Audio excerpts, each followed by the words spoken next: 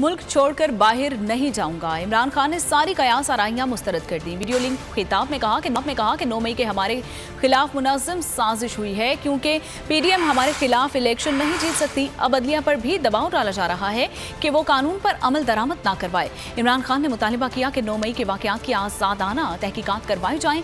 इमरान खान ने कहा कि अगर कोई बता दे कि मेरे माइनस होने से मुल्क को क्या फ़ायदा होगा तो मैं पाकिस्तान के लिए माइनस होने को भी तैयार हूँ।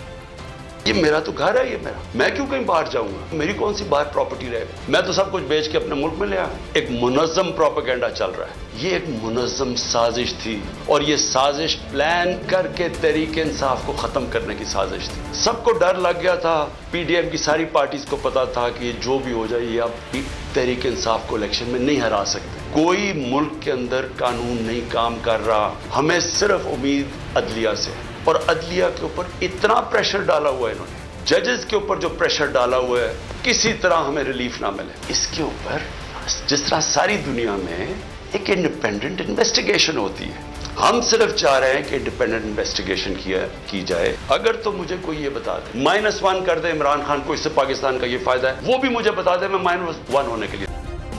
सब्सक्राइब करें और बेल दबाएं ताकि कोई खबर रह न जाए।